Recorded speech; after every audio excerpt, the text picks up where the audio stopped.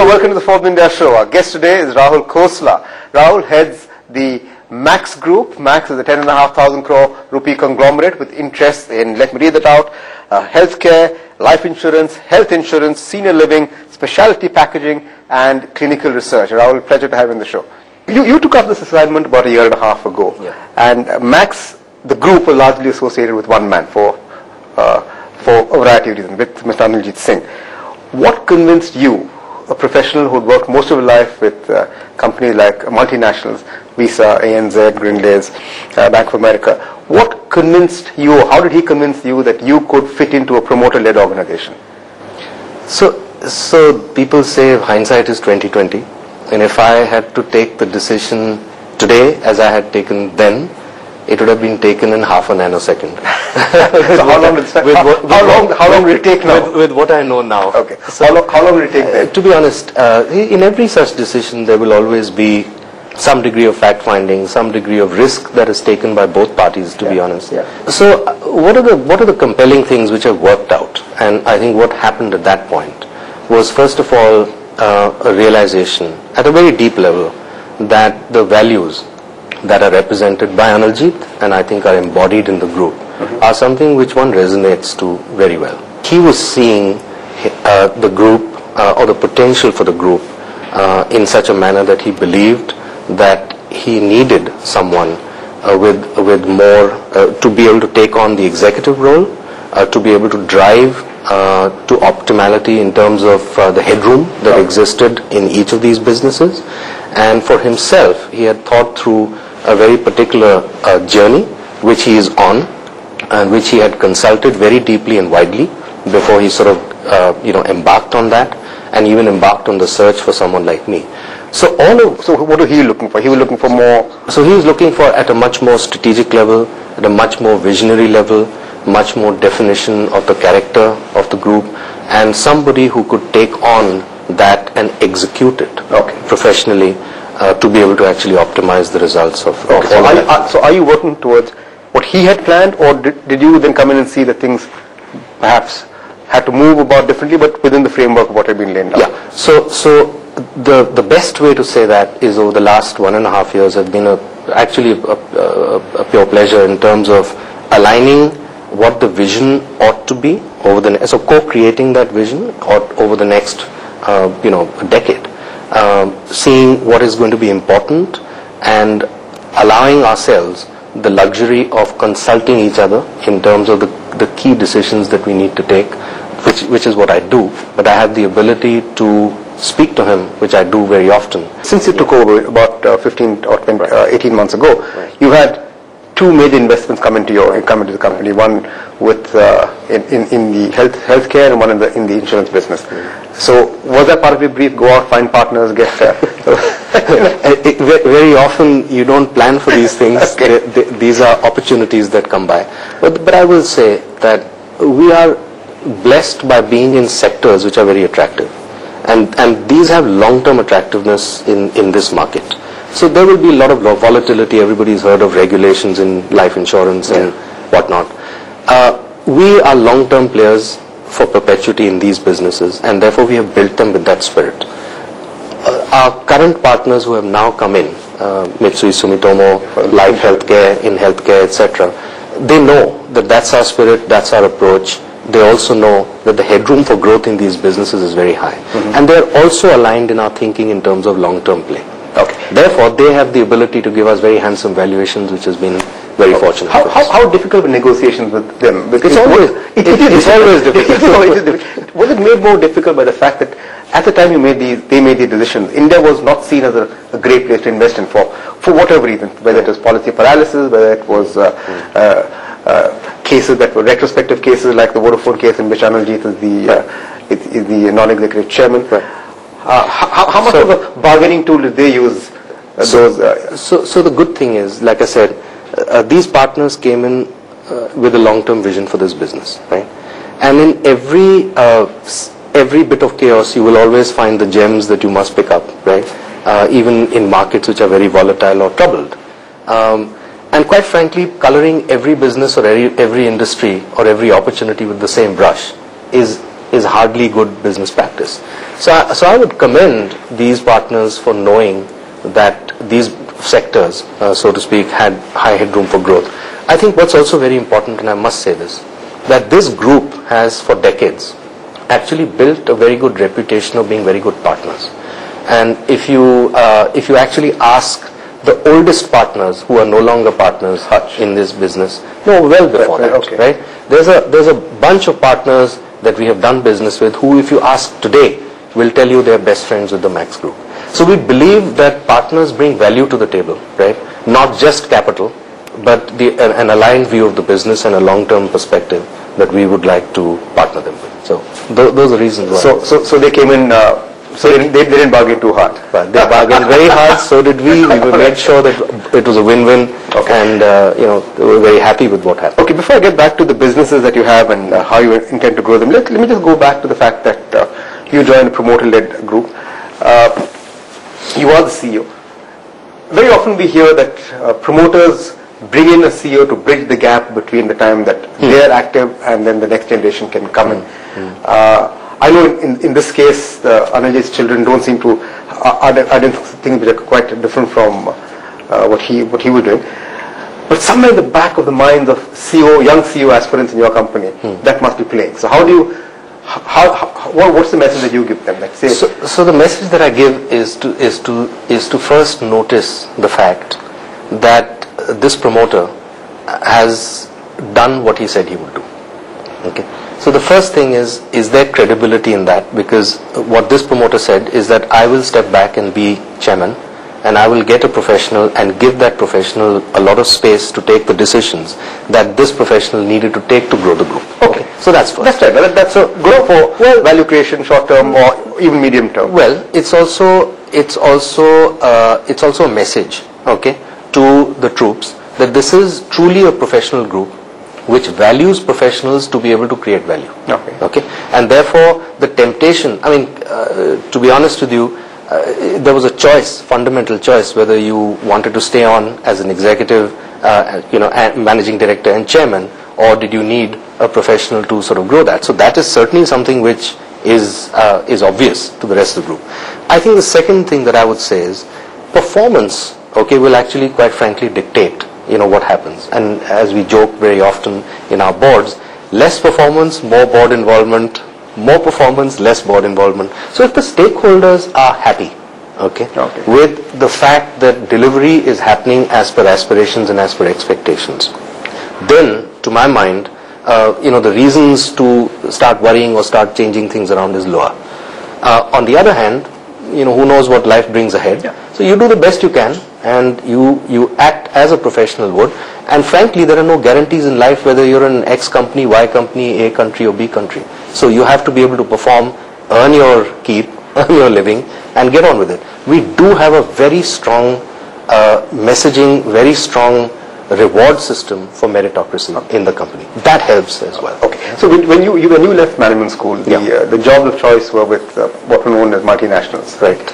Has that changed today? So first of all, I went to a management school. Okay. I'm a chartered accountant. I apologize. I apologize. So look, I think this is a very good question, and I must say that just because a company is a multinational doesn't endow it with, so it's not as if only good things happen only in multinational, and bad things happen in Indian promoted companies. Quite the other way around in many cases, because I'm finding the degree of latitude, freedom, ability to think, enjoy yourself, grow the company, take decisions quickly, get momentum going, not get lost in bureaucracy, relative warmth and welcome, the ability to create momentum, right, is very strong. Okay. And therefore, mark my words, I've worked in multinational corporations for decades, and nothing wrong with them. They're great brands, great companies, but at some level, decision making gets incredibly convoluted. Okay. So it doesn't happen here. Okay. Now we'll take a break at this point in time. We'll come back and continue this conversation with the managing director of the Max Group right after this break.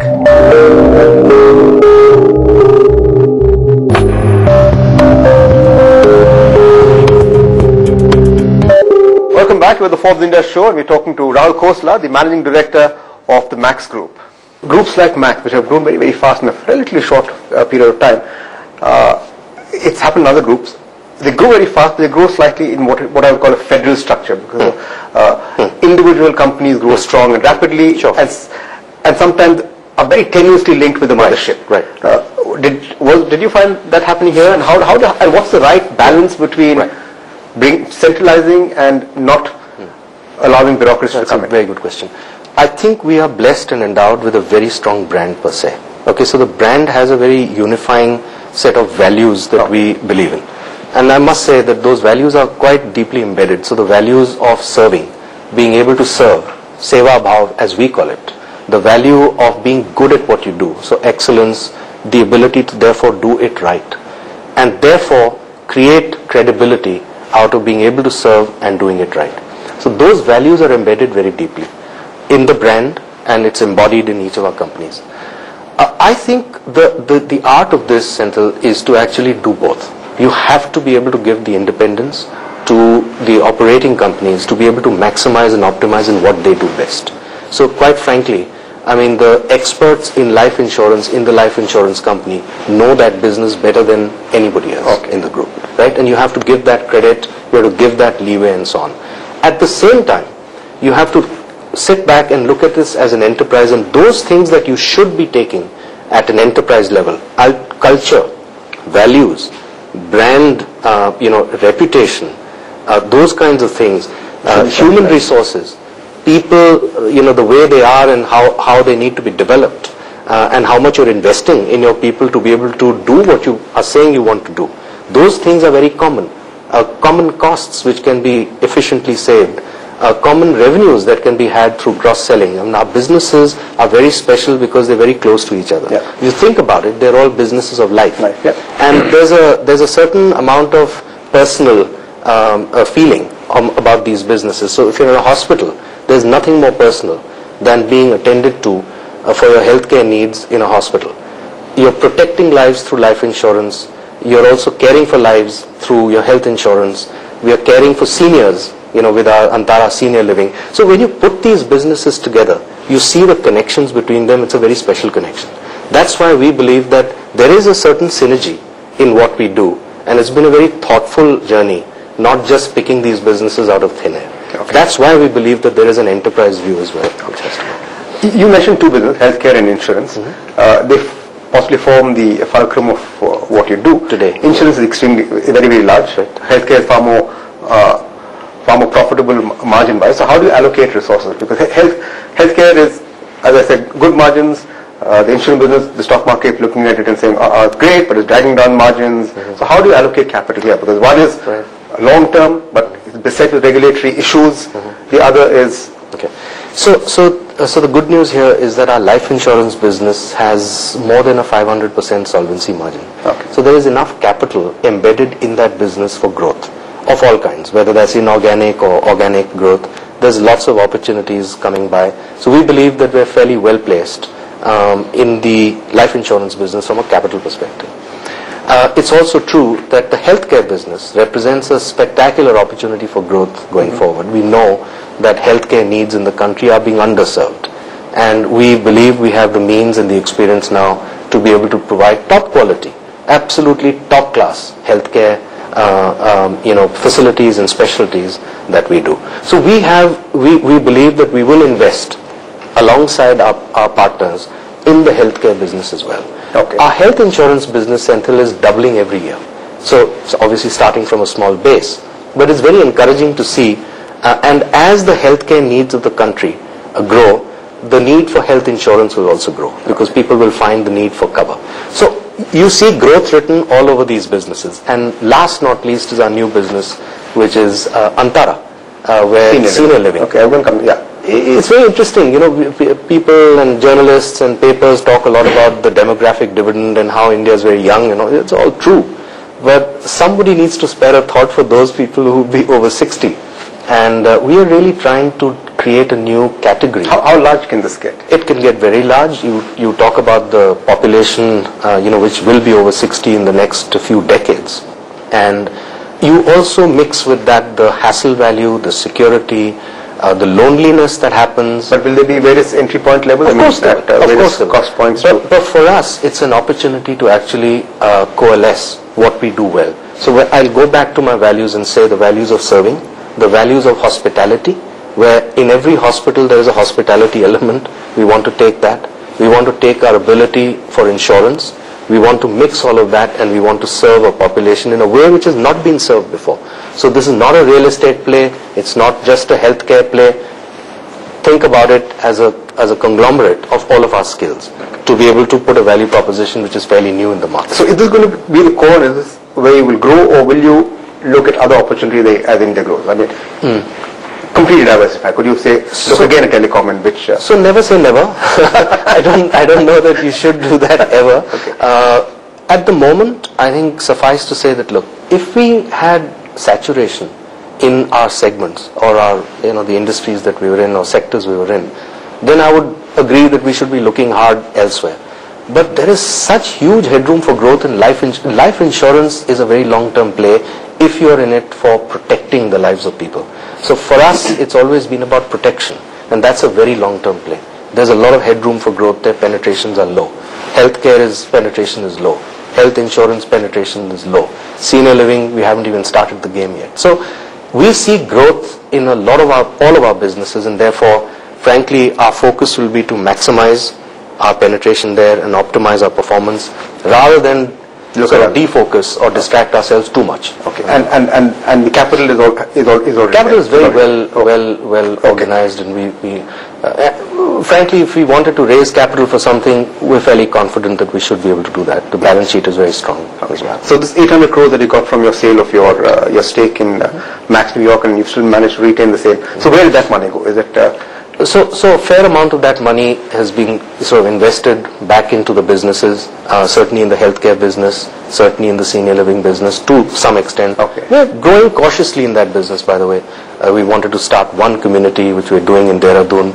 When all systems go there, should launch in the next year and a half or so. So that's how we're deploying that. And frankly, by the way, to some extent, we're also keeping that as a chest of cash.